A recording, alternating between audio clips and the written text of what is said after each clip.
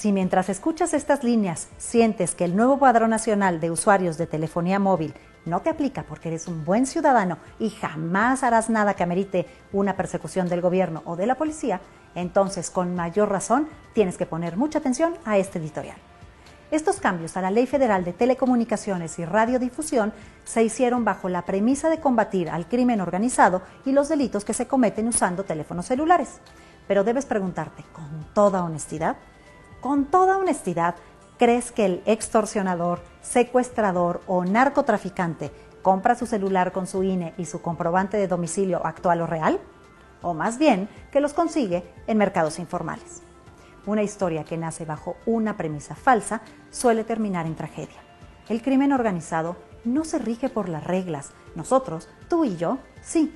Y es a nosotros a los que nos regulará esta ley y por lo que debe preocuparnos enormemente. Para poder explicar los riesgos de este nuevo padrón y con ello transmitir el miedo y el rechazo que debemos tener, es necesario dividir la historia en dos partes. Primero, hay que hablar sobre los alcances de la tecnología que se piensa utilizar. Y segundo, sobre los jugadores políticos que participan en este proceso. Empecemos por la tecnología.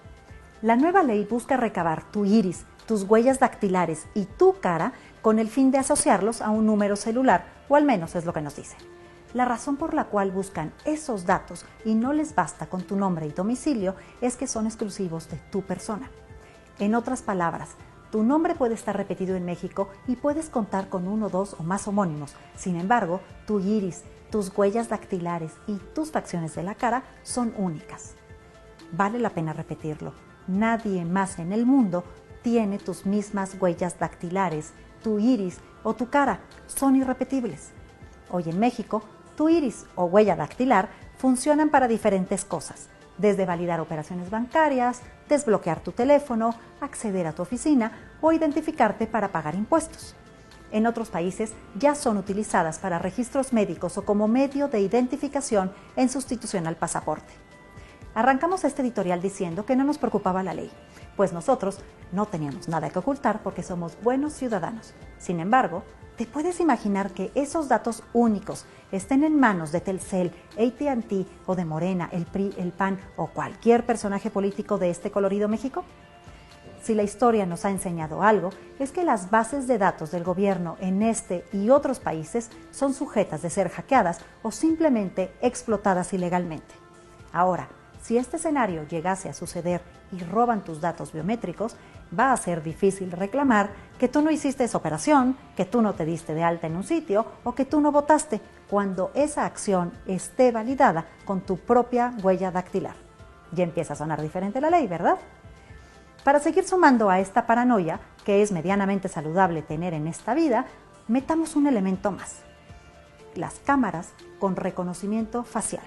Estas cámaras, como su nombre lo dice, tienen la capacidad de reconocer a una persona en medio de una multitud, dentro de un auto o simplemente caminando en la calle.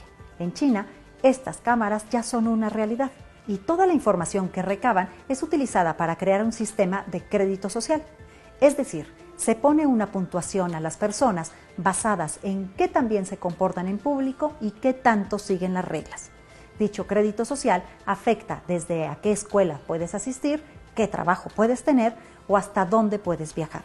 Si tienes dudas o piensas que es más ciencia ficción que realidad, haz una simple búsqueda en internet de los términos reconocimiento facial, más China, más valor social.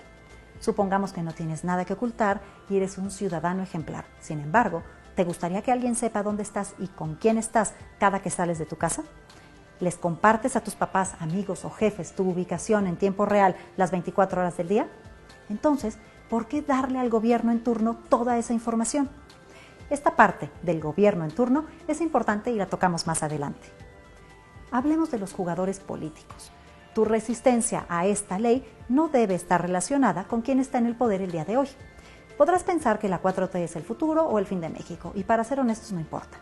No importa si te identificas con López Obrador o no, porque mal que bien sabemos y conocemos a los actuales jugadores políticos. El riesgo no son ellos, el riesgo son los que aún no conocemos porque no han llegado al poder. Son aquellos que todavía no son figuras públicas y que aún no han dado a conocer su verdadero color o creencia. Son aquellos que están esperando su oportunidad para brincar de la oscuridad a la luz pública y que, cuando lo hagan, se van a encontrar con una ley que les da acceso a identificar a cada persona en este país, que les da el acceso a esos datos únicos, huella, iris y rostro de todos nosotros. No es al gobierno en turno al que le tenemos miedo, es a todos los siguientes que no conocemos a los que debemos temer. La peligrosidad de este nuevo padrón quedará latente, lista para que cualquier gobernante pueda usarla a discreción y abusar de tus datos íntimos. ¿Y sabes qué es lo peor? No hay ninguna evidencia que indique que este tipo de padrones disminuya la comisión de actos criminales porque, como dijimos al principio, los delincuentes tienen distintas técnicas para eludirlo. Hasta ahora, solo hay 17 países en el mundo que exigen algún tipo de identificación biométrica para comprar una tarjeta SIM. Y en esa lista no hay ningún país plenamente democrático y sí están países autoritarios como China, Arabia Saudita, Afganistán o Venezuela. Por todas estas razones, en cuestión nos oponemos a la entrada en vigor de la reforma a la Ley Federal de Telecomunicaciones y Radiodifusión y a la creación del Padrón Nacional de Usuarios de Telefonía Móvil. Y esta semana estaremos analizando y escribiendo sobre todos los peligros de que las empresas y el gobierno tengan tus datos biométricos.